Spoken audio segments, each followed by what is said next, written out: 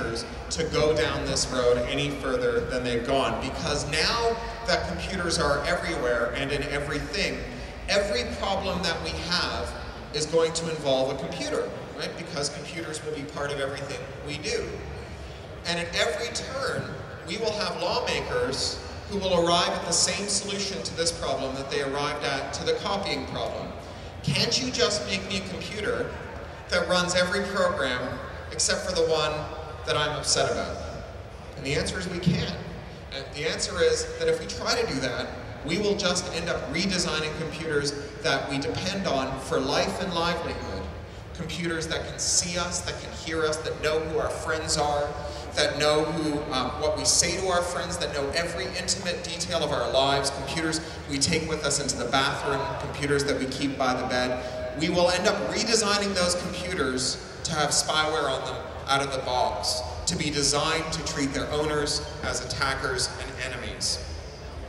So it's our duty to tell our friends, our family, our kids, and most of all our politicians that this can't solve our problems, that this will only make our problems worse. To understand that the internet and the devices we connect to it are not merely the next generation of video-on-demand services. They're not merely a better kind of telephone. They're not merely a perfect pornography distribution system.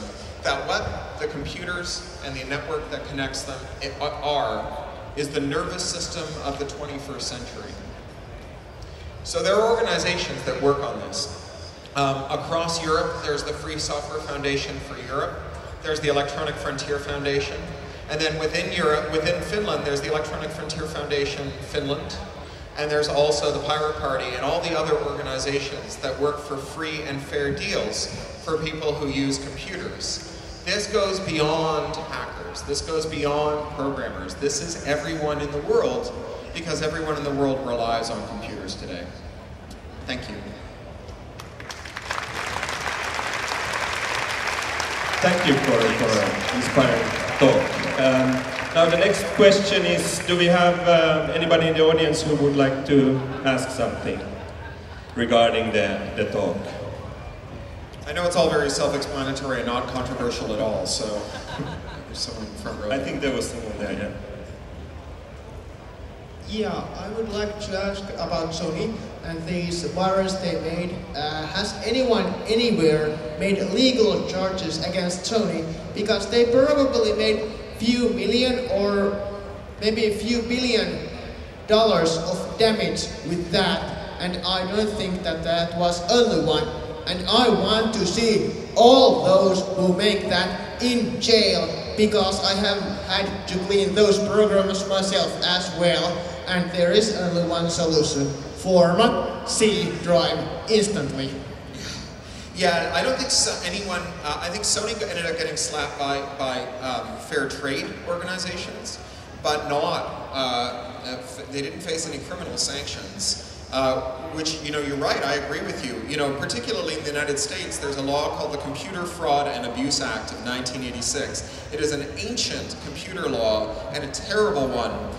In 1986, the American legislature wanted to figure out how to make a law that prosecuted the bad kinds of hacking, you know, breaking into people's computers and deleting or corrupting their data, or taking confidential information and sharing it. They didn't want to list all of the things you weren't allowed to do with someone else's computer, because that list would be long and it would be out of date very quickly. So instead they said, anytime you do something unauthorized with a computer, you commit a felony. And along came terms and conditions, you know, that long screen of legalese you have to click through every time you want to do something on the internet that says, you know, by being stupid enough to use this service, you agree that we're allowed to come over to your house and punch your grandmother and eat all your food and make long distance calls and wear your underwear. I agree. What the federal prosecutors in the United States started to do was that basically anyone they didn't like, they knew that that person would have had to violate terms and conditions, because everybody violates terms and conditions. And they would go to them and they'd say, well, if you violated terms and conditions, you did something unauthorized, and since doing anything unauthorized is a felony, we can put you in jail, you'd better plead guilty. This is what they chased after Aaron Swartz with, and what they've just convicted Bradley Manning on, is this computer fraud and abuse standard. But they didn't bring it against Sony, and that illustrates the remarkable double standard here. That when individuals violate terms of service that giant corporations set down, we are told that we've committed felonies, but when giant corporations do things that they are absolutely not authorized to do, and the Sony rootkit ended up infecting 300,000 US military and government networks, they don't face any criminal prosecution, they just pay some fines. Any more?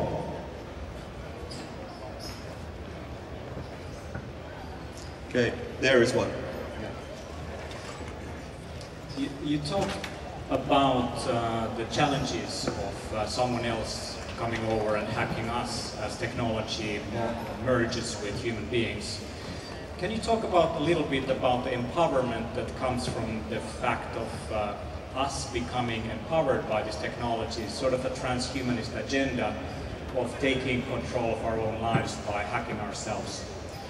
Well, yeah, I mean, I'm a science fiction writer, so I'm always skeptical of things that start as literature and end up being predictions, because I think science fiction writers who try to predict the future are like drug dealers who sample their own product, and it rarely ends well. But I am a staunch believer in improving our lives with technology. I stand here before you wearing eyeglasses. You know, in another era, I would have been a blind man, effectively. I would have been economically almost at the end of my life, you know, 10 years ago when my eyesight started to go. So of course I believe in the power of technology to improve our lives, but ultimately the reason that glasses work, the reason that hearing aids work, the reason that this microphone works is science. And what's science built on? Science is built on the idea that it's not enough to think of a cool way of doing something. You have to tell other people what you're doing and see if they can find mistakes that you may have made. You know, before science we had alchemy. And alchemy was a lot like science, except you never told anyone what you'd invented. You kept it all a secret. And so every alchemist discovered for himself that drinking mercury was an incredibly bad idea.